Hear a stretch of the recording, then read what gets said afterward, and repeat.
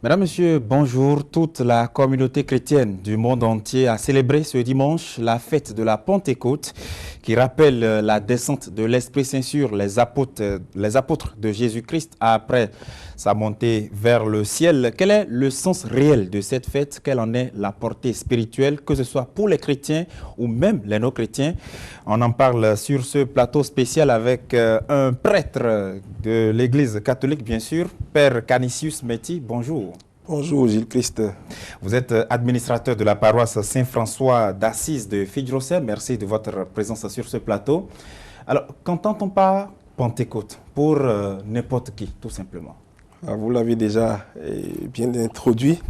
La Pentecôte nous rappelle ce jour l'Esprit Saint, promesse faite par le Christ à ses disciples, est descendu sur ces derniers. C'est ce que nous rappelle la Pentecôte, s'il faut en parler brièvement à quiconque. Mais pour aller plus loin, la Pentecôte elle-même, ceux qui sont habitués un peu aux langues peuvent comprendre que ça fait référence à 5, à 50. Et donc il s'agit d'une célébration qui a lieu 50 jours après la fête de Pâques, la résurrection du Christ. Et justement, c'est en ce jour que rassemblés, les apôtres vont recevoir le Saint-Esprit. Et c'est ce que nous célébrons nous-mêmes en communauté chrétienne, 50 jours après avoir célébré la résurrection du Christ. D'accord. Alors, les Saintes Écritures nous renseignent que cet Esprit Saint-là, lorsqu'il est descendu sur les apôtres, ils ont bravé toute peur. Ils sont donc allés au contact de toute la communauté pour leur apporter la nouvelle à ceux qui ne croyaient peut-être pas. Qu'apporte alors réellement l'Esprit Saint dans notre vie aujourd'hui? L'Esprit Saint,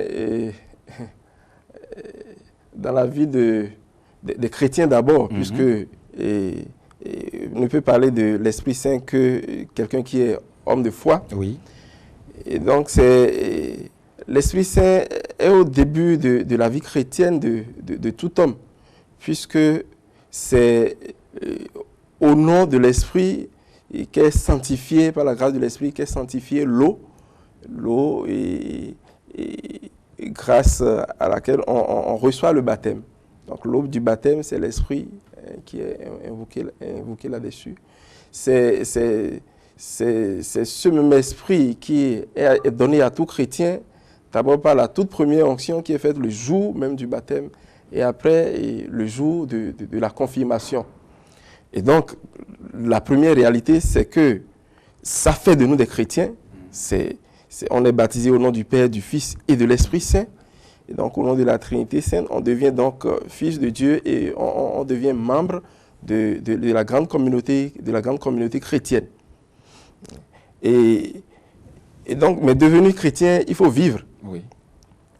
Et l'expérience des apôtres qui nous est racontée, et ceux qui ont fait la toute première expérience de la Pentecôte, avant la Pentecôte, ils vivaient, comme vous le dites, eux-mêmes dans une certaine peur, puisqu'ils viennent de vivre, bien sûr, Jésus est ressuscité, ils en ont fait l'expérience, mais ils ont encore tout autour de ceux qui ont fait mourir Jésus.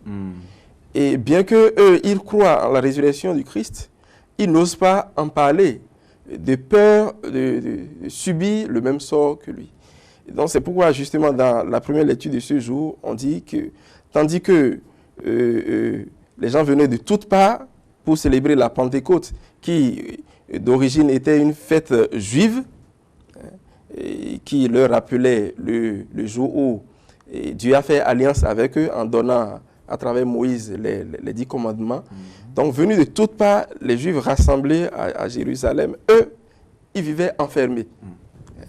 Et donc, ils étaient pétris de peur, incapables de sortir.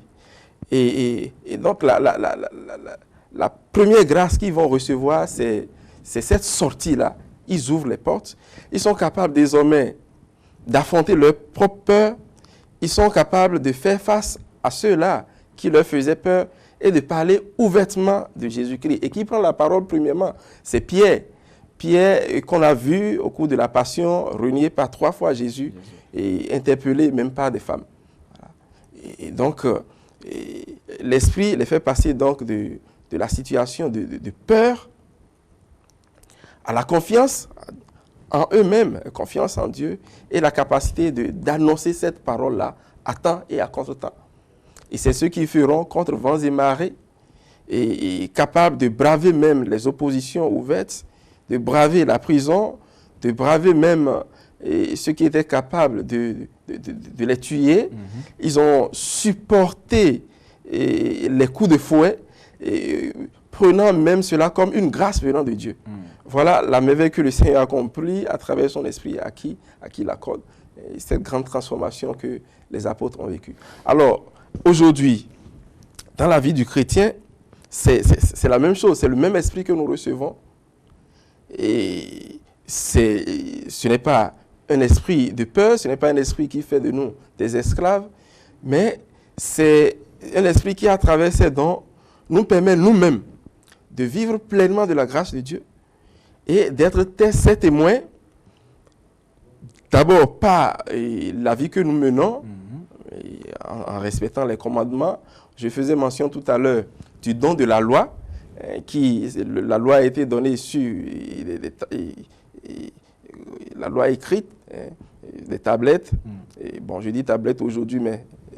oui, on sait ce que c'était à l'époque. Ce que c'était, donc, ce qui était donné par écrit sur des tablettes, aujourd'hui, par la grâce de l'Esprit, ce n'est pas écrit, mais c'est inscrit au cœur même des fidèles.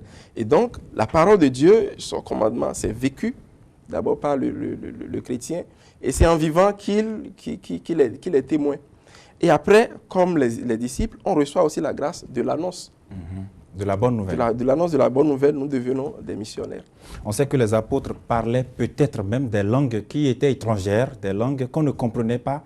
Est-ce que ça veut dire que cet esprit Saint-là est un esprit des miracles ou du sensationnel? Bon, l'esprit... Vous voyez, le premier miracle que l'esprit a accompli dans la vie des apôtres, c'est de les libérer eux-mêmes de leur peur et de pouvoir faire des annonciateurs de la bonne nouvelle.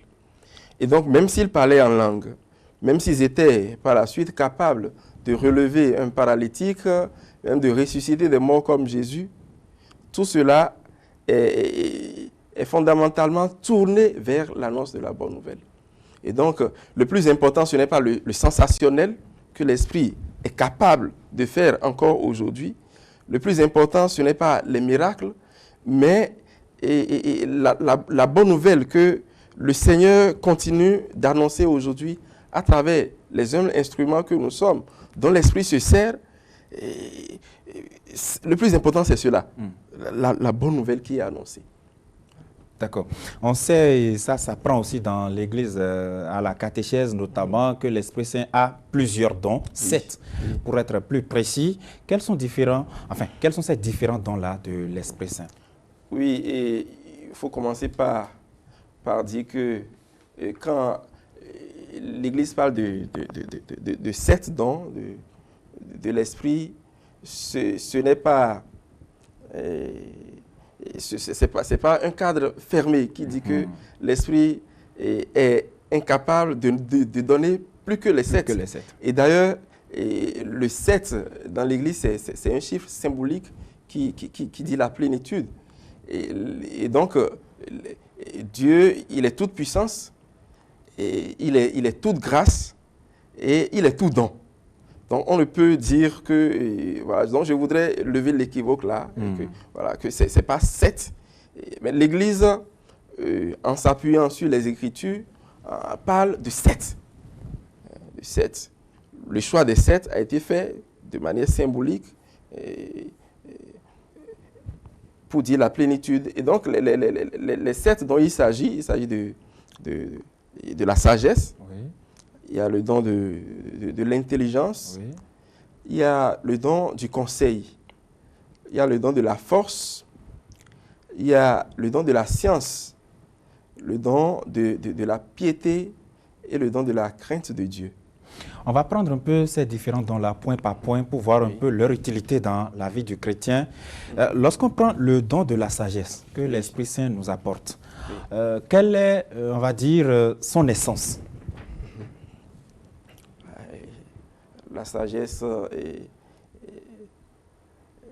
la parole de Dieu elle-même dit que le plus comblé des hommes, s'il lui manque la sagesse, celle qui vient de Dieu, ne compte pour rien. Et donc, je vais m'inspirer pour entrer, pour donner avec beaucoup plus de détails sur chaque don. Je vais m'inspirer d'une série de catéchèses que le pape François a donné en 2014.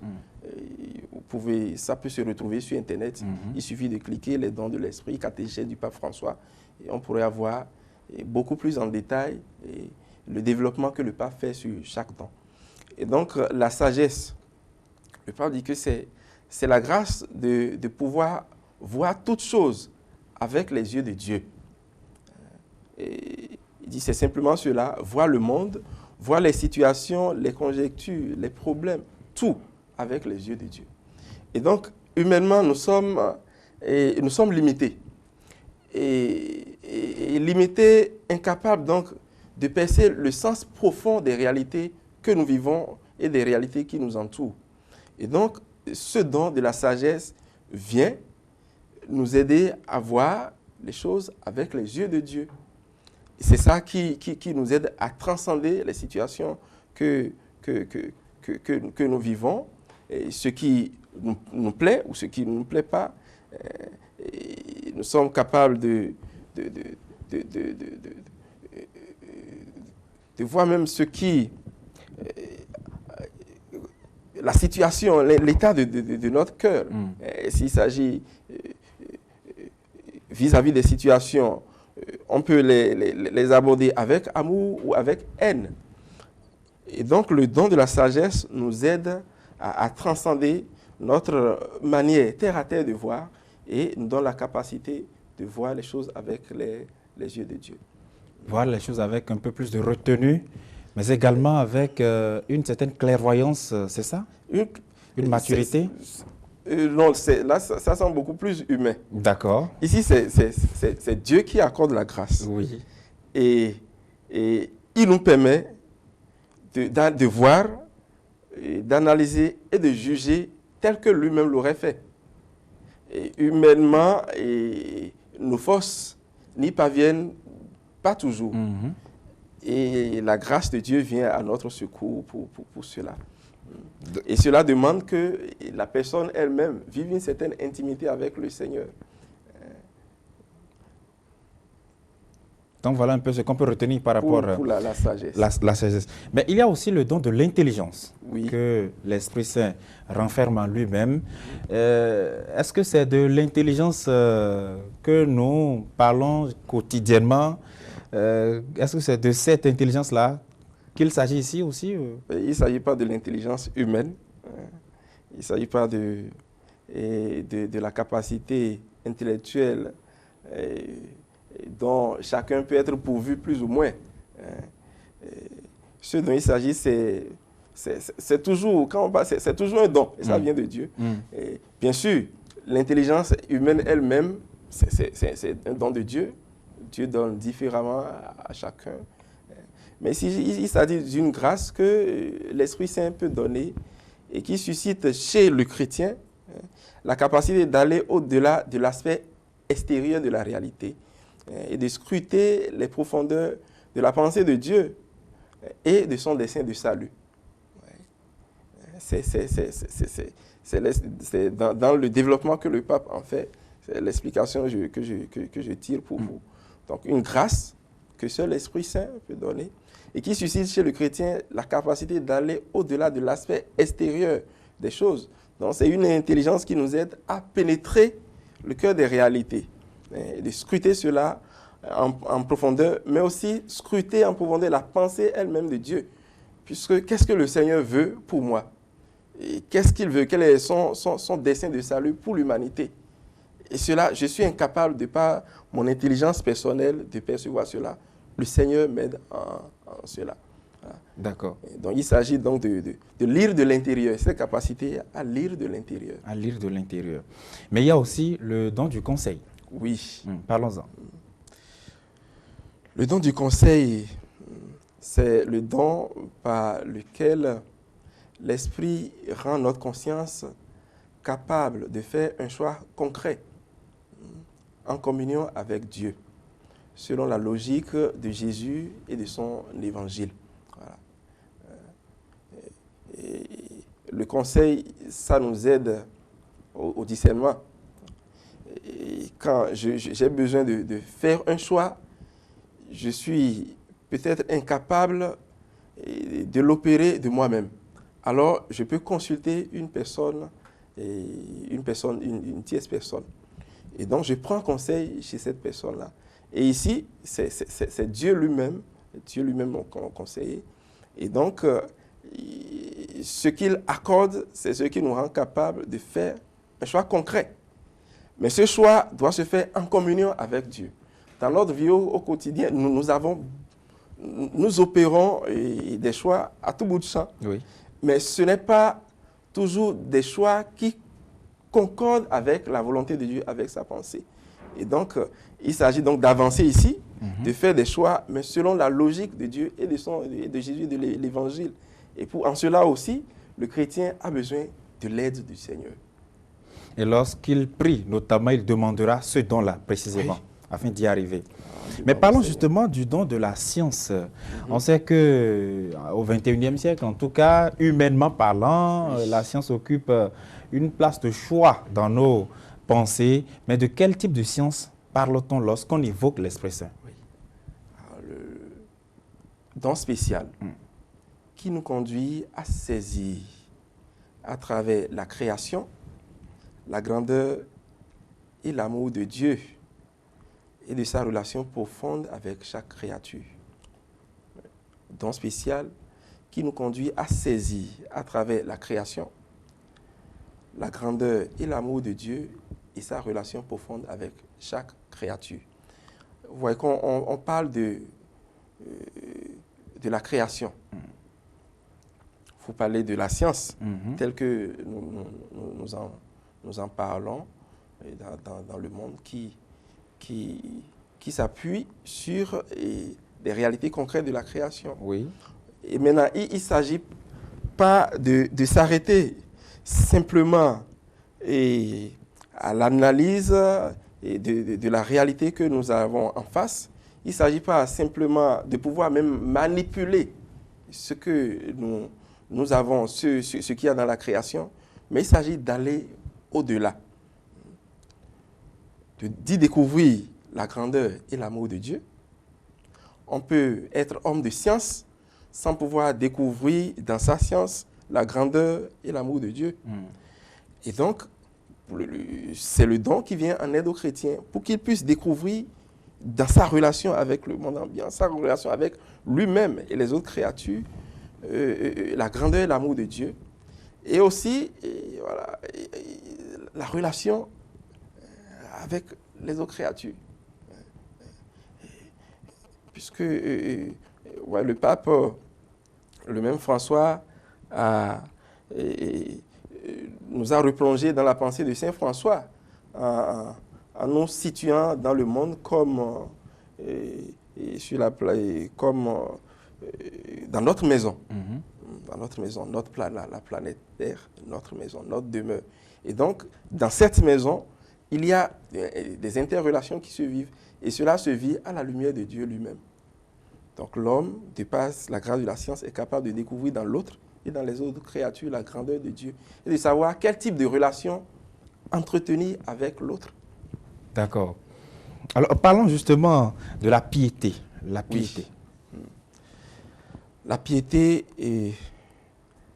le pape en parle comme synonyme d'un authentique esprit religieux.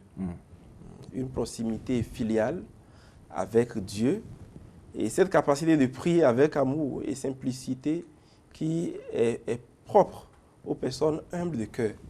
Voilà. Donc il s'agit de ce don qui nous met en relation directe avec Dieu et qui qui fait de nous des hommes qui, on parle des pieux, un pieux. Le pieux, c'est celui qui tient Dieu pour Dieu et qui est capable de le célébrer comme tel.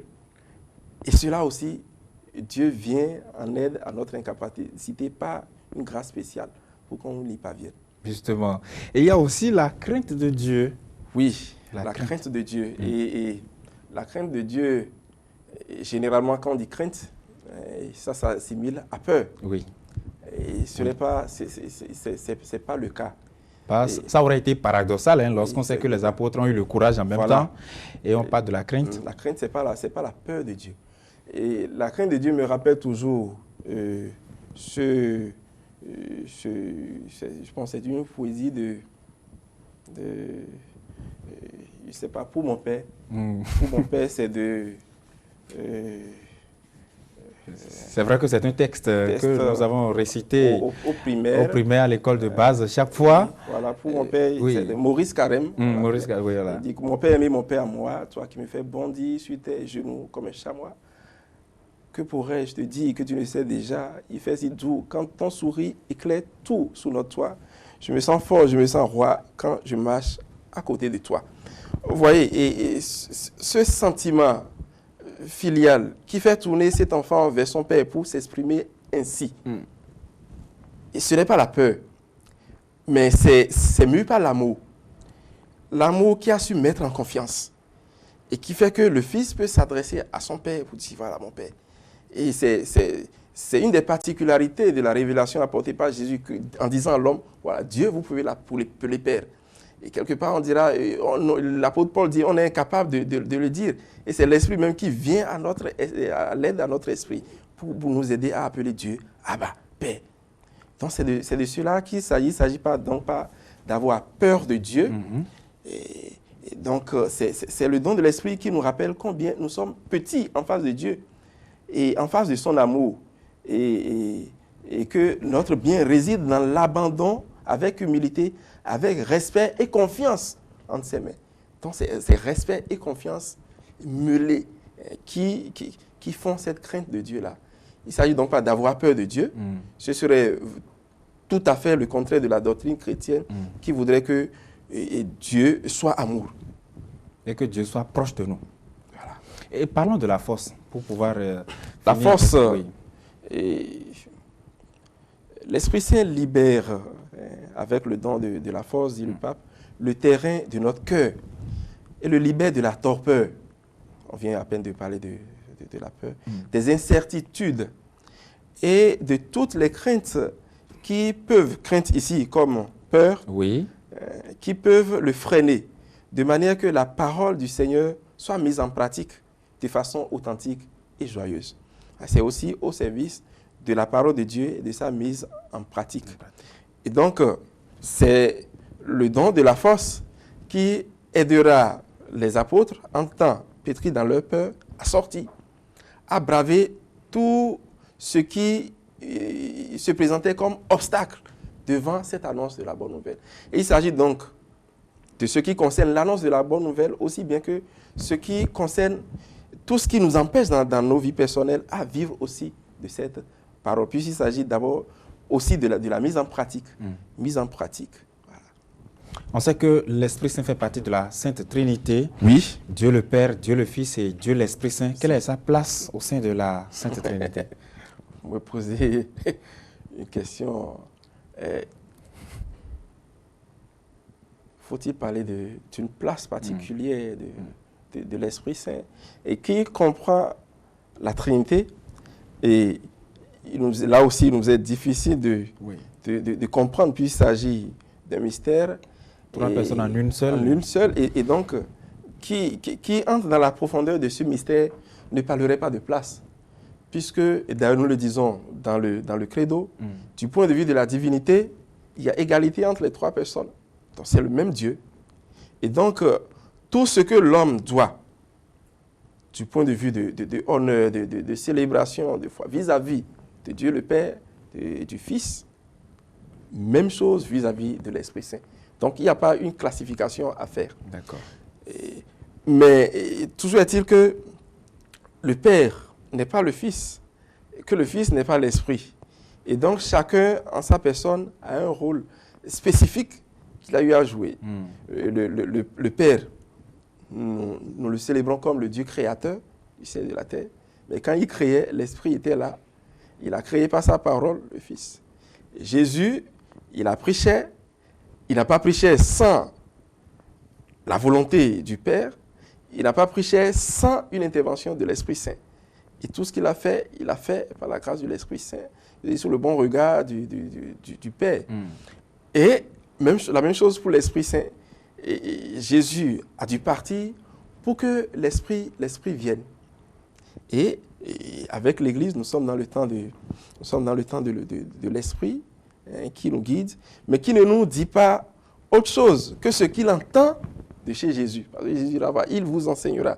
Et tandis que je suis là, vous êtes encore incapable de saisir bon nombre de choses que j'ai à vous dire, je ne vous les dis pas. Mais quand l'Esprit vient, il vous apprendra cela. Mais ce n'est pas une nouveauté du fait de sa relation avec moi. C'est ce qu'il entendra de moi qu'il vous dira. Donc, et il aura aussi à vous rappeler tout ce que je vous avais déjà enseigné. Alors, Père, lorsqu'on est chrétien et qu'on célèbre la Pentecôte, que doit-on faire? Dans quelles conditions doit-on se mettre pour pleinement bénéficier des grâces et des dons de l'Esprit Saint qui descend en cette journée-là? Oui, et là, je vais intervenir en deux volets. Oui. Premièrement, si je suis chrétien, c'est que j'ai déjà reçu le baptême, j'ai déjà reçu la première communion et la confirmation. Ce qui veut dire que j'ai déjà reçu les dons de l'Esprit. Et cette fête me rappelle justement que l'Église est née un jour par la grâce du même Esprit que j'ai reçu, que d'autres ont reçu, et qui ont su braver tout ce dont nous venons de parler, et qui ont porté cette bonne nouvelle loin, au point où moi-même je sois capable de devenir chrétien aujourd'hui. Et donc, la célébration de cette fête me rappelle que j'ai aussi un devoir vis-à-vis de l'Église. Et donc, célébrer, ça serait pour le chrétien un lieu d'examen de conscience. De voir comment est-ce que les dons de l'Esprit qu'il a reçus au jour de son baptême, de sa confirmation, comment est-ce qu'il en fait usage pour son propre bien et comment est-ce qu'il en fait usage aussi pour le bien de l'Église et pour le bien de tous ceux qui ne connaissent pas encore le Christ. Et donc, ce n'est pas une célébration au passage, c'est un lieu pour nous de nous asseoir, de faire un examen de conscience et de voir où nous en sommes. Ceux qui ne sont pas encore baptisés, qui sont sympathisants, et c'est le lieu de désirer ardemment cela. Puisque vous voyez tout ce dont nous venons de parler comme don, et en quoi est-ce que c'est important pour chaque homme. Et donc, désirer cela et se préparer à travers la formation catéchétique à recevoir le baptême et la plénitude de l'Esprit Saint à la confirmation pour pouvoir vivre aussi des dons de l'Esprit qui nous transforment d'abord et qui nous aident à transformer le monde. Et pour finir, quel appel aussi avez-vous lancé à l'endroit de tous ceux qui ne sont forcément pas chrétiens catholiques, mais qui sympathisent avec des chrétiens, qui connaissent l'existence de la Pentecôte? Oui. Il y a une beauté particulière dans la première lecture de ce jour où on nous parle de ce que l'Esprit a accompli. Quand l'Esprit vient, et on dit que les Galiléens, les apôtres qui étaient Galiléens, qui parlaient dans leur dialecte, qui parlaient de ce qui est arrivé à Jésus dans leur dialecte, ils se faisaient entendre par chacun. Et chacun était capable de l'entendre dans sa propre langue. Cela dit une certaine unité dans la diversité. L'Esprit ne voudrait pas que tous ceux qui étaient là apprennent la langue des apôtres avant de comprendre ce qu'il a à dire. Et ça dit unité dans la diversité. Et donc, si j'ai un appel à lancer à tout chrétien, tout tout ami de chrétien, Oui. ou même à tout homme Oui. qui se dit même pas chrétien, c'est cela. Dieu lui-même, il est Trinité, pour dire unité avec les particularités propres à chacun.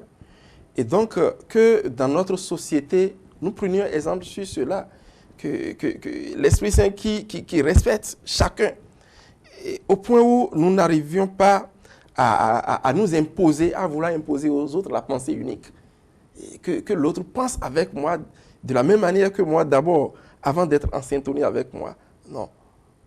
Et pour moi, c'est une très belle leçon que la Pentecôte nous donne et qui peut servir à tout un chacun.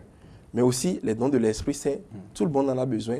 Et je pense que le Seigneur ne va pas attendre qu'on devienne chrétien d'abord, avant de sonder le cœur de chacun pour donner à ceux qui veulent vraiment et ce don de l'Esprit Saint-là. Donc, quiconque veut, demande et le Seigneur donne.